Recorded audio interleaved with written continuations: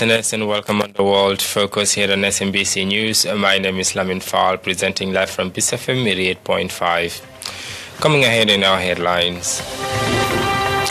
The managing directors of Kanilai Group International, Wure Njai Sise, yesterday revealed to the Gianni Commission that she was informed that a security unit under the former regime known as Operation Bulldozer was used in recovering KGI's debts.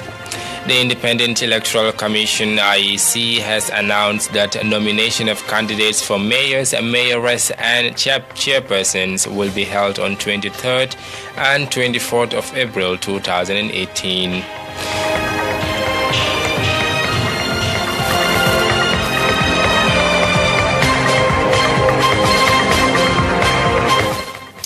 The managing directors of Kanilai Group International, Wure Njai Sise, yesterday revealed to the Gianni Commission that she was informed that a security unit under the former regime known as Operation Bulldozer was used in recovering KGI's debts. However, Mrs. Sise made it clear that she did not witness such an operation. Mrs. Sise and the managing director of the Gambia Food and Safety Quality Authority, formerly called the Gambia Groundnut Corporation, were summoned before the Commission in connection to issues surrounding their companies, including the transaction and purchase of tractors, among other related matters. Wure Njai Sise, who reappeared for the third time, centered her evidence on the Japanese rice grant and the purchase of Mahindra tractors. She testified that there was a file purposely for the tractors, but there was no account at the time she took over as the managing director of the company.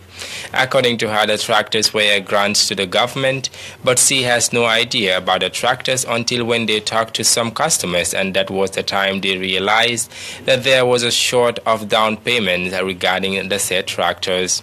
The former banker also recollected that based on their findings and consultations of some of the customers, they found out that the company owed the state the sum of $3.5 million, and further disclosed that the total cash she received from the rice debtors when she took over as the MD was $1,999,344, but did not know the total outstanding balance of the debt when she was appointed. However, she pointed out that at the time of her appointment as MD, the total outstanding balance for the tractors was $1.4 million. Mrs. Sise categorically refuted any connection between KGI and Westwood Company, but did confirm dealing with Euro Africa Group for the supply of fuel to the company. She also explained to the Commission that she had no relation with business mogul Amadou Samba when she assumed as the MD of the company. At that juncture, Commission Counsel's Ami Bensouda asked her to provide her salary slip, including the staff of the company, noting that she has never received any bonus other than her allowance. On the recovery of the company's debt, she revealed that she was informed that Operation Bulldozer was used in order to recover their debts, but she had no witness to the operation. Next to testify was Anthony Gabriel Carvalho, the managing director of Gambia Food and Safety Quality Authority, formerly called the Gambia Groundnut Corporation, also faced the Commission to shed light on the purchase of John Deere tractors.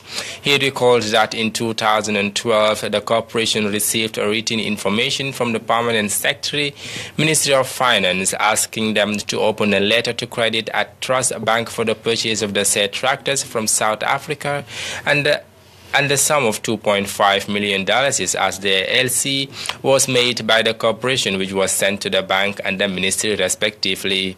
Mr. Calvaro further testified that they later received a notice from the bank indicating that they have received collateral from Social Security and Housing Finance Corporation. He said after due procedures were followed for the procurement of the tractors, the bank also spelled out their conditions. According to him, the ministry at the time could not open a letter of credit at the bank because they did not have an account, and the corporation was requested to do so, which they did but never requested for the tractors at the time. He finally explained claims that the tractors were purchased, but the corporation was never refunded by the government and its apparatus, further stating that over $58 million was debited from their account with interest for the overdraft. The Independent Electoral Commission (IEC) has announced that nomination of candidates for mayors, mayoresses, and chairpersons will be held on the 23rd and 24th of April 2018. As a result, the IEC said nomination forms will be issued out to prospective candidates from Monday 16th to Tuesday, April 24, 2018. Pursuant to Section 193 of the Constitution of the Republic of the Gambia and Section 9 of the Local Government Act, IEC will conduct the local government elections for mayors, mayoresses, and chairpersons on 12th May 2018. The IEC said forms are free of charge and can only be collected from IEC regional offices in Banjul, Kanifing, Birikama, Kerewan, Mansakonko, Janjanbureh, and Basse. The Gambia Chamber of Commerce and Industry (GCCI), in partnership with the Food and Agriculture Sector Development Project, recently observed the annual Agribusiness Day with a day-long seminar for small-scale farmers, food processors, and producers held at the Independence Stadium in Bakau. The Agribusiness Day is an annual event that recognizes and acknowledges the need for commercialized agriculture as the way forward in enhancing farming as well as improving the living and economic conditions of small-scale farmers and processors. This year's event is organized under the theme Marketing and Market Access, funded by FASDEP, and targets over 20 participants, including small-scale farmers, food processors, producers, and youth entrepreneurs from all over the country that were sponsored by the FASDEP and NEMA projects at this year's trade fair. Olimatu Sadia Sar, Senior Business Development Officer at the GCCI, said the day is principally meant to create the platform for small-scale holders, producers, and processors in the agri sector to share their ideas and experiences that will support in boosting their access to right marketing information and understanding the business prop-up institutions that are at their disposals. She added that such will go a long way in enhancing the smooth and steady marketing of their products and improve the living conditions of small-scale farmers. Ali Jawa of FASDEP said the project is intended to transform agriculture by diminishing food insecurity, malnutrition, and rural household poverty through increased agricultural productions and commercialization. He said the program will support agribusiness development in the country, and this is one activity it seeks to support geared towards promoting agricultural commercialization, noting that the platforms that will create a way of interaction and networking avenue between buyers and sellers. FASDEP is currently working on establishing market structures in the country, and they intend to put up a vegetable and live storage facility at the Women Federation Market in Sukuta, and they're also seeking up doing another additional 2 storage facilities in the provinces, he said. Communication Manager for GAIPA and Marketing Lecturer at the University of the Gambia, Sidibu Jame, who is the resource person for the seminar, called on farmers to observe the need for enhanced value, addition, and innovation in their products and productions. He said this will create for a wider market to accord them steady and continuous market access of their products and services at all times. Agriculture is a major driver of growth in the Gambia, employing over 60% of the country's labor force. However, agricultural output only meets 50% of the country's food needs.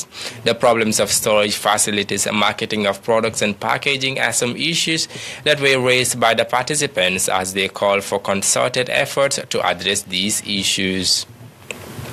Rate Gambia, in collaboration with the Ministry of Health and Social Welfare, last week organized a capacity building forum for various youth organizations.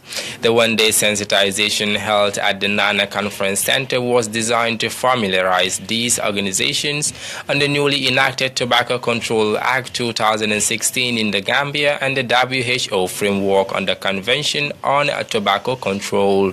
The Director of Health Promotion and Education at the Ministry of Health Health and Social Welfare, Modunjai, said since the enactment of the act, government has been targeting youth associations to familiarize them with these changes. Mr. Njai also condemned what he calls the targeting of young people by tobacco companies. According to him, any resident who engages in any form of tobacco advertising, promotion, and sponsoring, including publishing any materials related to tobacco within the Gambia and across its borders, shall be dealt with according to the law.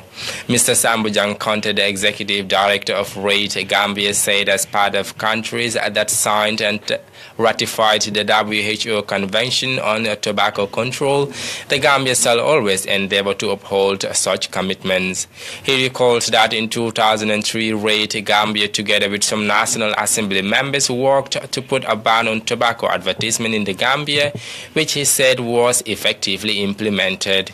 The summarized version of the Tobacco Control Act should be used as a tool by youth organizations to massively sensitize the public, he stressed. According to him, that was the expectation of the organizers of this training. Promoting tobacco brands and entertainment events on displaying of pictures and brands' names is prohibited, Mr. Conte warned offenders.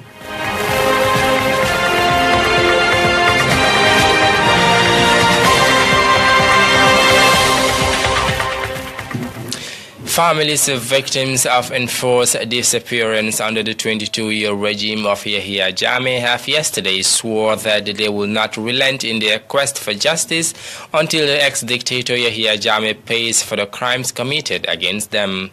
The group estimated 3,000 gathered at the Arch of Banjul to march to the Supreme Court, where they were scheduled to light 83 candles in honor of their confirmed 83 disappeared family members. However, the anti-riot unit of the police was dispatched to disperse the crowd. According to them, they will never forgive Jammeh for these crimes. The sister of ex-Lieutenant Almamo Mane Fatou Mane of the Gambia Armed Force, who was gunned down unarmed at the Sting Corner over 10 years ago. How can the government ask us to give when they did not know how their loved ones died or how they got buried? This is unforgivable, she said in a shaky voice, standing in the middle of the crowd at the entrance of the High Court complex, speaking through a megaphone in hand and tears rolling down her cheeks. They held placards with messages like, "Feel our pain, hear our cries, only justice can heal wounds, and where are they?" Chanted, "We need justice now." Delivering their statement in English in front of the Supreme Court in Banjul, Mrs. Zainab Lowe emphasized that the victims needed answers, which was why they gathered at the Justice Building of the country. Mrs. Lowe said more than a year ago, the Ministry of Interior exhumed several remains of Gambians who lost their lives in standing up to end the Jammeh regime. To date, families and friends of these victims have no information about the whereabouts or fate of the deceased. Zainab added these families and friends of the disappeared have an inalienable human right to mourn the loss of their loved ones and to bury them with dignity. The Gambia Victim Center, with the families of the forcibly disappeared, has petitioned the Ministry of Interior tirelessly for the truth without success. She went on, "The time for waiting is over. The truth must be told and the remains returned, and this must happen now." The 83 candles that the victims were to light at the Supreme Court could not proceed due to limitations imposed by the police. 15 minutes after their arrival at the Arch, officers in charge of the anti-riot unit of the police were engaged in discussion with the event organizers. Their orders to disperse the crowd for lack of permit to hold the procession. It was thanks to the intervention of Dr. Baba Gale Jallo, Executive Secretary of the Truth, Reconciliation and Reparations Commission, and Mr. Thomas, Special Advisor to the Ministry of Justice, that the crowd was allowed to proceed with the procession.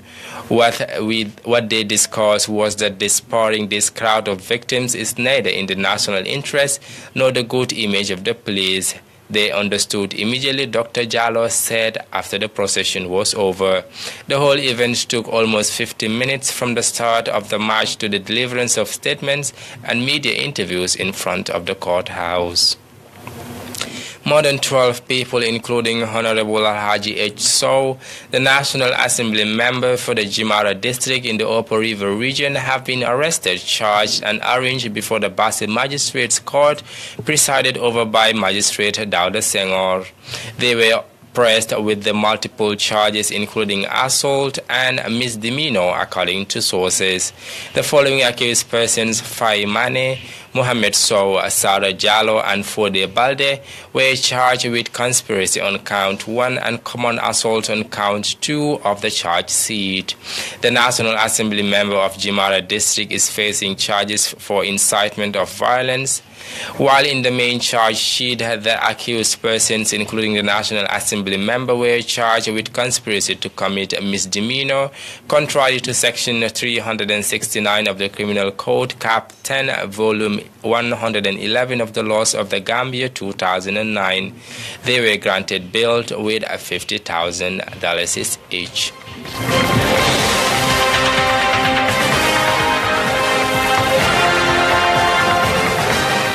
The managing directors of Kanilai Group International, Wure Njai Sise, yesterday revealed to the Janneh Commission that she was informed that the security unit under the former regime, known as Operation Bulldozer, was used in recovering KGI's debts.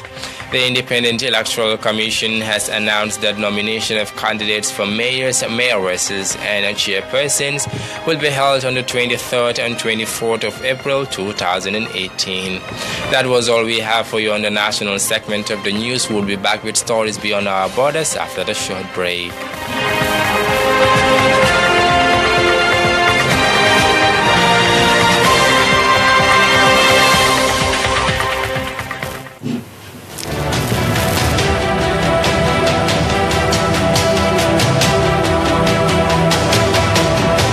When others report about the Gambia, they do so with half measures. With SMBC News on BZFM, you are guaranteed the full truth. In and around the Gambia, our reporters are on the ground, digging up the facts and reporting them the way they should be. From Banjul to Janjanburi, Brikama to Bansang, Katong to Koina. SMBC News is there with analysts, experts, and special contributors to break the news to you as it unfolds. SMBC News on Biz FM, bringing the backstory to your front headline.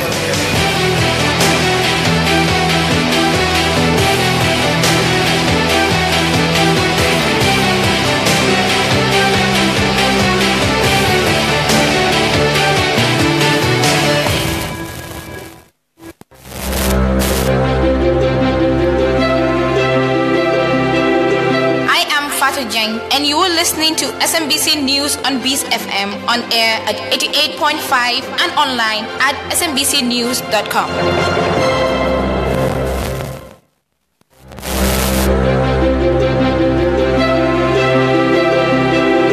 I am Musa Balde, and you're listening to SMBC News on BZFM on air at 88.5 and online at smbcnews.com.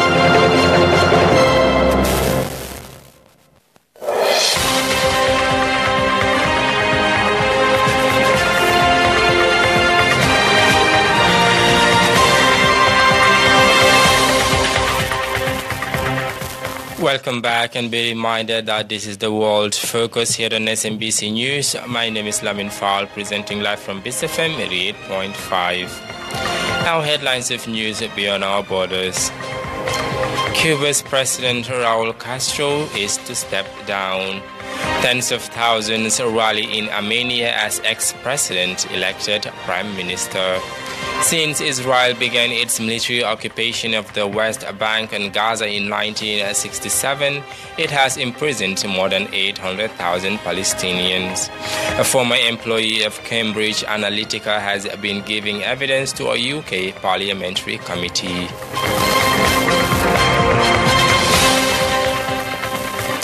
Cuba's President Raul Castro to step down. One family's dominance of Cuban politics since the 1959 Communist Revolution is coming to an end this week. President Raul Castro, 86, will be handing over power for the first time in 6 decades to a Cuban who does not carry his last name. A successor to President Raul Castro will be chosen on Wednesday. The 86-year-old has reportedly been grooming his vice president, 57-year-old Miguel Díaz-Canel, to take his place. Barring the unthinkable, 86-year-old President Raúl Castro will be handing over power for the first time in 6 decades to a Cuban who doesn't carry his last name and who was born after the 1959 revolution that he helped bring to power. 4 generations of Cubans live in this Havana apartment. Grandmother Elsa, daughter Ileana, granddaughter Anabel, and her 2 children. Only 85-year-old Elsa remembers a time when Cuba was not ruled by Fidel or Raúl Castro. When the revolution triumphed, everyone was happy because there were high expectations. But like the beautiful, decaying city of Havana, the expectations began to crumble. Cubans had free education and health care, but they became isolated politically, economically, and technologically under a one-party communist system. 26-year-old Anabel plans to join millions of other Cubans who've emigrated. Young people are hungry for something else, to have access to things we don't have, to be paid a decent wage. Some say Raúl Castro, a pragmatist, came to power too late after ill health forced his elder brother Fidel to resign. Fidel Castro is still glorified here as the supreme leader of the Cuban Revolution. But it is Raúl Castro who will be remembered for introducing some of the most long-awaited reforms to the communist system in the decade that he has been at the helm. None of these reforms, though, include easing even slightly the one-party state's absolute grip on political power. And while Castro's attempts to improve Cuba's socialist economic model have fallen far short of their mark, his main objective now is to ensure political continuity with the Communist Party dictating policy guidelines. Child marriage is on the rise among Syrian refugee girls. After 7 years of conflict in Syria, life for many refugees is becoming increasingly difficult, which is driving families to marry off their girls. According to statistics from Jordan's court system, child marriage among Syrian refugee children, primarily girls, is on the rise. In 2014, 15% of all Syrian marriages included a girl child. Now it is 36%. Fatma was almost 15 and living in a Syrian refugee camp when her parents told her she was engaged. She fought with them for days before she agreed to marry. She's now 16, has a 5-month-old daughter and another baby on the way. She says she loves her husband, but their lives are hard. They work 10 hours a day, every day at a factory. People say to me, you are still young, you have a baby and you're married at this age. I always say, this is the normal life for my situation, and I'm okay with that. More than 7 years into the Syrian war, life is becoming increasingly difficult for refugees forced to flee to countries such as Jordan. Poverty is the primary reason driving families to marry off their girls. According to statistics from Jordan's court system, child marriage among Syrian refugees, primarily girls, is on the rise. In 2014, 15% of all Syrian marriages included a child bride. Now it's 36%. Last year, Jordan's Chief Justice issued new stipulations, allowing girls the right to demand a marriage contract, with conditions including completing their education and working. But the United Nations Children's Agency UNICEF says girls need even greater protections. What we would like to do more is the prevention, is really work with Sharia courts, work with religious leaders in really promoting the right of girls to education, that we need to break the cycle of poverty and prevent them from dropping out of school and going into early marriage. Fatma says her biggest regret is dropping out of school at the age of 10. She hopes early marriage in her family stops with her generation. Saudi Arabia says it is in talks with the United States about sending forces into Syria. U.S. President Donald Trump has said he wants to end Washington's involvement in the conflict. Meanwhile, he is encouraging other Arab nations to commit their own troops and money instead. Saudi Arabia is holding talks with the United States about sending troops into Syria as part of a wider international coalition, the kingdom's foreign minister has said. In his comments on Tuesday, Adel Al-Jubeir said the deployment offer was not new, adding that Riyadh had previously proposed the idea to former U.S. President Barack Obama. For weeks, U.S. President Donald Trump has made it clear he's growing impatient over Syria. We'll be coming out of Syria very soon. He made the how a bit clearer when he announced limited U.S. strikes in Syria last Friday. We have asked our partners to take greater responsibility for securing their home region. Now the Wall Street Journal is identifying the countries Trump is apparently asking to give money and soldiers as Egypt, Qatar, the United Arab Emirates, and Saudi Arabia. But the U.S. military won't confirm that. We'll leave that to individual nations to first make that announcement, and if they want to, then we will be able to echo that. Egypt, Qatar, and the UAE have not publicly commented yet. But Saudi Arabia's foreign minister acknowledged the ongoing discussion. We are in discussions with the U.S. and have been for since the beginning of the Syrian crisis about sending forces into Syria. It's not clear if other countries will make similar offers, but if they do, they are likely to agree only if some of the 2,000 troops and American air power stays in the region. That may not be something Trump will be willing to do. He's already put a hold on $200 million that the U.S. had pledged to spend rebuilding Syria. With his words and deeds, sending the message that he wants out of Syria and soon. He believes it should be someone else's responsibility to deal with what's left. Tens of thousands rally in Armenia as ex-president is elected prime minister. Armenia's parliament has voted to appoint the country's former president Shaz Shagzian as prime minister, despite pressure from tens of thousands of protesters who accused him of a power grab. Members of parliament on Tuesday voted 77 to 17 in favor of Shagzian's appointment as demonstrators rallied in the capital Yerevan and several other cities for a fifth day against the move. Shagzian was president for a decade and stepped down last week because of a term limit. This isn't quite the welcoming greeting a new prime minister would be hoping for. Tens of thousands took to the streets on Tuesday for the fifth consecutive day, braving a heavy police presence to show their fury over Serge Sargsyan's appointment. Armenian police made dozens of arrests, using water cannons and stun guns to keep the protesters far away from disrupting the election within parliament. Anger not shared by lawmakers in the assembly. With an overwhelming majority of 77 to 17 votes, the former president became the new prime minister. The stage of forming the government starts now. It will not last long. A change in role, but not in power. He oversaw a constitution shift to a new parliamentary system in 2015, increasing the power of the prime minister role whilst diminishing the power of the president. Changes due to come into effect when his term expired last week. That vote had been denounced by European observers who allege vote rigging. 2 years on, Armenians are reacting to those changes coming into effect. After 2 presidential terms, Serge Sargsyan wants to become prime minister. And all that despite the fact that his 10 years of presidency have caused great harm to society. Poverty, migration, 14% of the population have left the country. Protests have always clouded his time in power. 10 people died in clashes when he was first elected 10 years ago, when supporters of the defeated candidate reacted.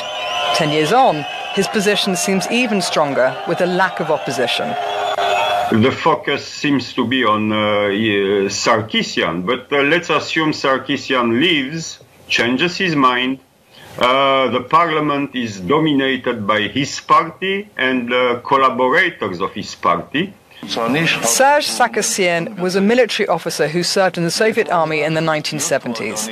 Despite Armenia voting for independence from the Soviet Union in 1991, his links with Moscow remain strong. The key. But Armenia's new constitution has made the presidency largely ceremonial and strengthened the office of the prime minister, allowing Sargsyan to maintain his influence. We'll be back with more stories after the short break.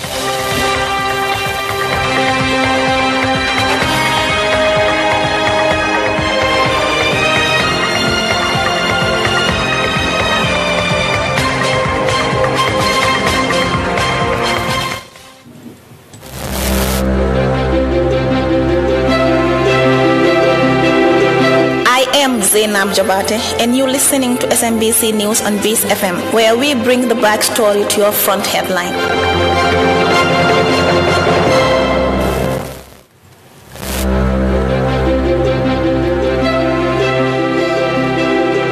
I am Fatima Yoyosar, and you're listening to SMBC News on Base FM, where we bring the backstory to your front headline.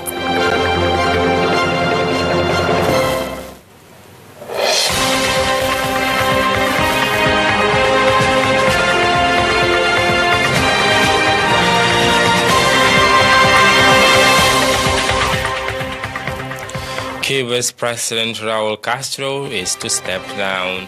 Tens of thousands rally in Armenia as ex-president elected prime minister. Since Israel began its military occupation of the West Bank and Gaza in 1967, it has imprisoned more than 800,000 Palestinians. Former employee of Cambridge Analytica has given evidence to a UK parliamentary committee.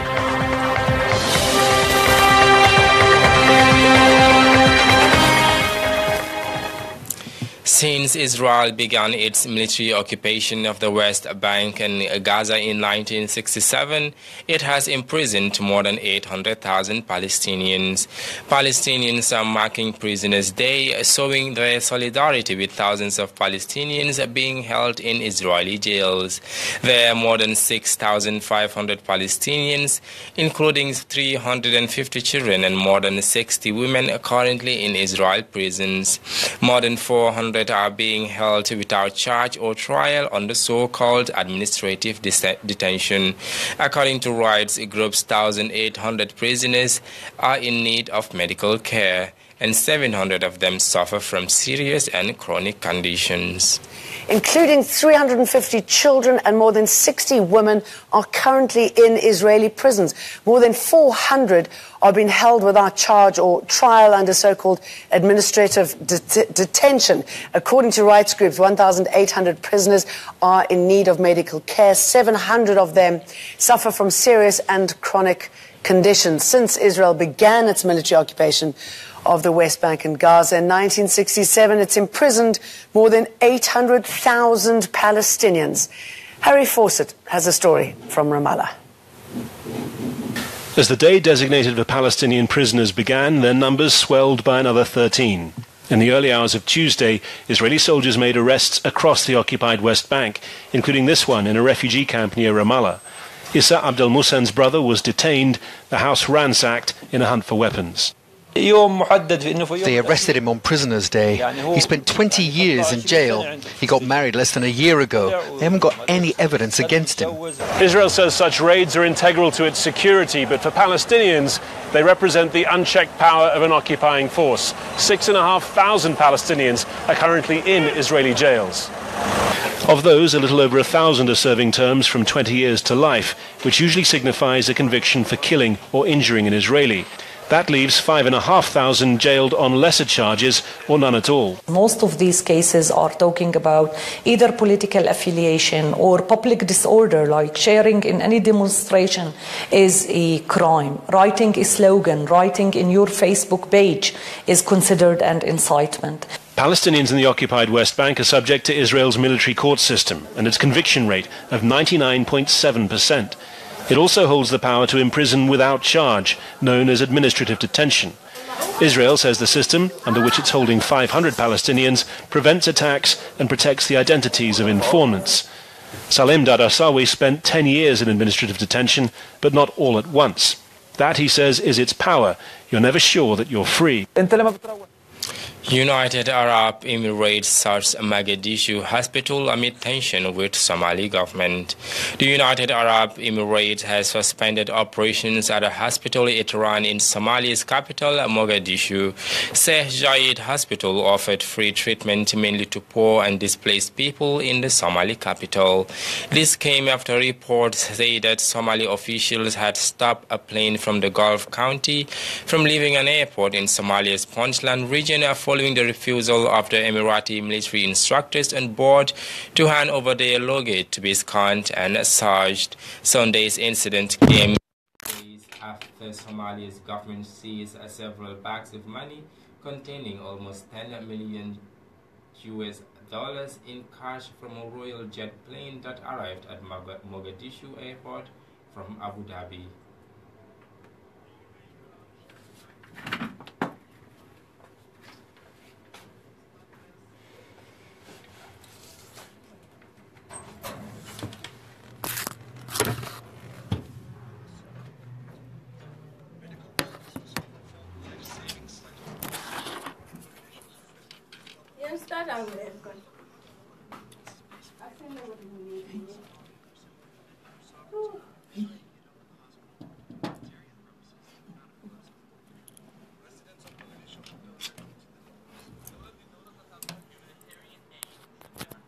Criticize what the UAE has done is shameful. Somalia is a free country. We might be weak today, but we don't want their aid that comes with strings.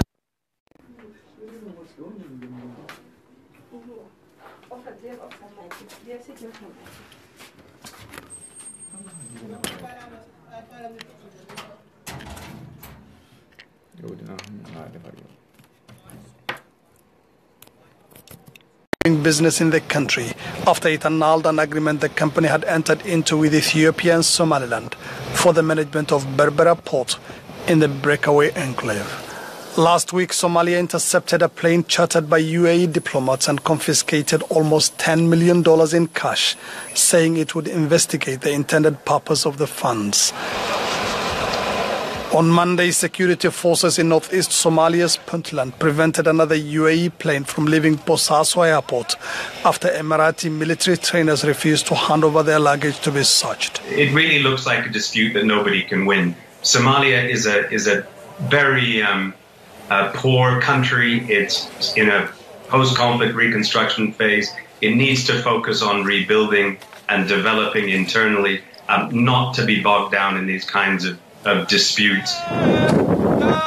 And in the latest sign of a further breakdown in relations, both countries have ended a military cooperation program that began in 2014, in which the UAE trained, equipped and paid the salaries of hundreds of Somali troops. A former employee of Cambridge Analytica has been given evidence to a UK parliamentary committee. Brittany Kaiser was the director of program development at the company. She discussed Cambridge Analytica's work for current US President Trump's election campaign. While working for the Trump campaign, she said her role was to target small groups of people, harvest their personal information in an attempt to change their political opinions, a practice she did without guilt at the time, but had now decided was disgraceful. Brittany Kaiser was asked to testify as a woman who had worked on the political campaigns of both Barack Obama and Donald Trump in the United States.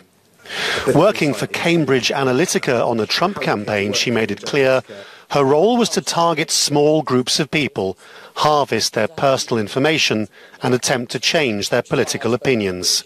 A practice she did without compunction then, but had now decided was disgraceful. The elite have spent too many years using technology to take advantage of people's openness and goodwill, and I won't stand by any longer to observe this privileged abuse of power, intentionally or unintentionally. I want to help shed light in these dark places and to help people be more responsible in their actions. Cambridge Analytica then moved in on the Leave.eu campaign during the Brexit referendum. The company, she said, told Aaron Banks, the millionaire backer of Leave, that they could do for the Brexit camp what they had done for Donald Trump. In the end, she said, the Leave campaign hadn't taken their services But in a major allegation, she claimed that Mr. Banks had taken their idea and had harvested lists of his own commercial customers and targeted them for political messaging, a practice illegal in Britain. Mr. Banks denies the claim. When I did visit the Eldon Insurance and Leave.EU headquarters, which was the same building with the same staff, that when a senior data scientist and myself spent time with their phone bank, I was told by the people using the phone bank that the individuals that they were calling were out of the insurance database. Like her former colleague Christopher Wiley, she painted a picture of Cambridge Analytica as an organisation which was amoral and which was happy to destabilise any political campaign on behalf of any wealthy backers. It all adds to a body of evidence being gathered by the UK government, which is increasingly worried about how the use of data is potentially undermining basic democratic principles. And now a recap of our top stories. The managing directors of Kanilai Group International, Wurenjai Sise, yesterday revealed to the Yane Commission that she was informed that a security unit under the former regime, known as Operation Bulldozer, was used in recovering KGI's debts. The Independent Electoral Commission, IEC, has announced that nomination of candidates for mayors and mayoresses and chairpersons will be held on 23rd and 24th of April 2018. Cuba's President Raul Castro is to step down. Tens of thousands rally in Armenia as ex-president elected prime minister. Since Israel began its military occupation of the West Bank and Gaza in 1967, it has imprisoned more than 800,000 Palestinians. Former employee of Cambridge Analytica has been giving evidence to a UK parliamentary committee. That was all we have for you on today's World Focus. I was your presenter, Lamin Faal. Thank you for joining us, and do stay on for the rest of our programs.